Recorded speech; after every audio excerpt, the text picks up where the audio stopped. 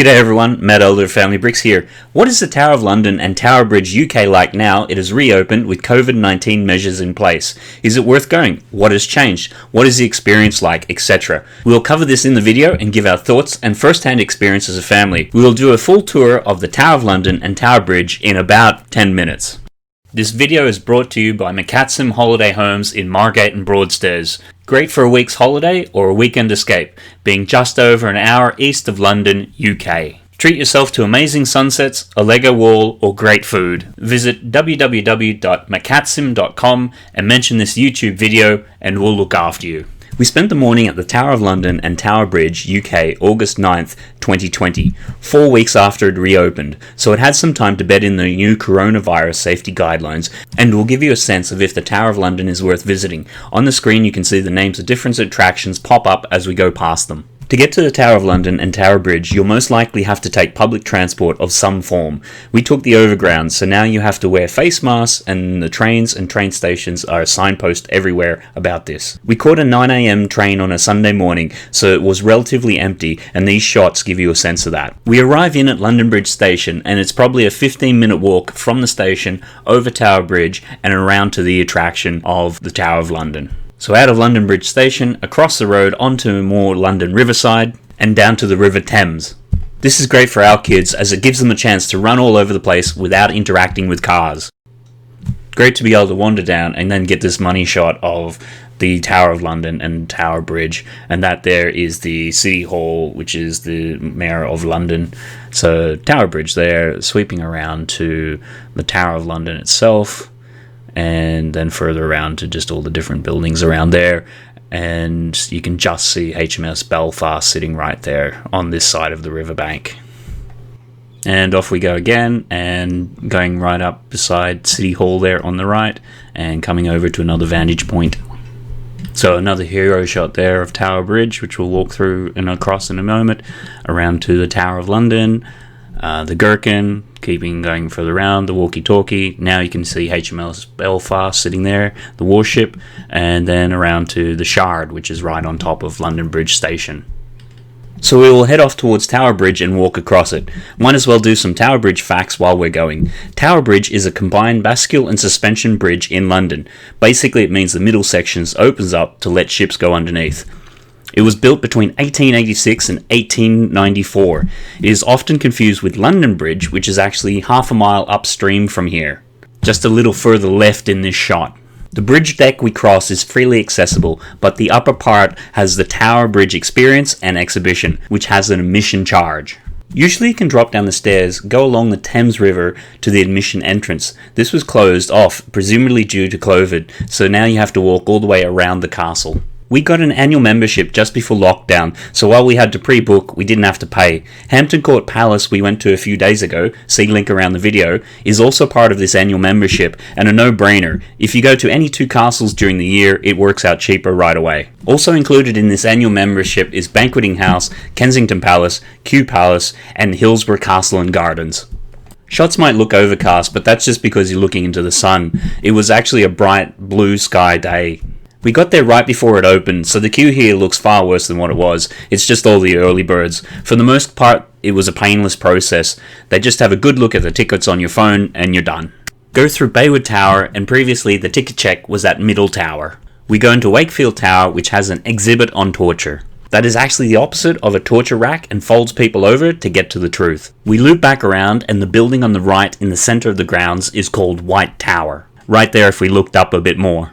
We hang a left and go into what is called Bloody Tower, so named as it is believed to be the site of the murder of the princes in the tower, which allowed Richard III to take the throne. Up a really tight spiral staircase, and into an exhibit that details the princes of the tower and remains discovered that can't conclusively be proved to be theirs, but thought to be so. We go for a wander around Tower Garden, and end up at the spot where Anne Boleyn, amongst others, were executed. A plaque detailing this, and there is now a sculpture installed to commemorate this. From here off to see the crown jewels, but there's no filming in here, so this still will have to suffice. This is peak season on a hot Sunday and the place is almost empty. Speaking with some of the staff, usually they would get 12 to 13,000 guests a day. At the moment they are struggling to get 1,000. The day they reopened, they had all of 400 people. Naturally, they are concerned and pretty much said that if there was a second lockdown, being a charity, they might not survive. This is White Tower, and recommend you go into this as soon as you can. As the day goes on, it gets really hot in the tower. When we went through, it was really pleasant. Similar to Hampton Court Palace last week, these spaces are amazing at the moment. You almost feel like you have it all to yourself. There is no trying to see over people or really waiting for somebody in front of you. You get unobstructed views of just about anything you want to see, and as a visitor, it's just fantastic. We saw the crown jewels a couple of times and wandered straight in both times. Once the day gets going normally, there would be a queue of about 2 hours outside. It's so crazy now that there's just nobody here. The castle at the moment is only open Wednesday to Sunday, so make sure you don't try to come on a Monday or Tuesday. Some tower facts. The Tower of London is officially called Her Majesty's Royal Palace and Fortress of the Tower of London. It was founded towards the end of 1066 as part of the Norman conquest of England. The White Tower, which also gives the entire castle its name, was built by William the Conqueror in 1078 and was a resented symbol of oppression inflicted upon London by the new ruling elite. Another shot of the White Tower from a different angle. They promote the whole area as a fortress, a palace, a prison, so it has had many roles over the last 1,000 years. From here we will wander around to Traitor's Gate. Traitor's Gate is an entrance through which many prisoners of the Tudors arrived at the Tower of London. The gate was built by Edward I to provide a Watergate entrance to the tower, part of St Thomas's Tower, which was designed to provide additional accommodation for the royal family. From here we head up the stairs into St Thomas's Tower. St Thomas's Tower was built between 1275 and 1279. It has some great views over the River Thames and Tower Bridge. In and through a couple other rooms, and then going to go over a little bridge here and into Wakefield Tower. An interesting circular type room, and then up some stairs and onto one of the actual walls. Some more stunning views over the Thames, Tower Bridge, and then coming back around to White Tower in the centre of the Tower of London. And off we go again. Here we go into Lawnthorne Tower, in and through, and back up onto the walls, and here. So here you have Salt Tower, which before, when it was open, you go through there, and you come out here, and then you can run all the way along the castle wall, and then you come out near the crown jewels, but obviously now that's closed. So head around and go back the way that we came, down some stairs. We'll take another look at White Tower, just from a slightly different angle. Nice blue skies. And over there is the Shard. And then going through here is the only cafe which is open at the moment. And we're pretty much done, so out the main gate there, and back to the outside. So from the front entrance, go through and do another 360, so you can sort of see the walls, the entrance there, White Tower, and coming back around and down to the Shard. So this now is all a one-way exit. You used to be able to walk straight off Tower Bridge down along here, but now you can only get to it coming through and out the Tower of London.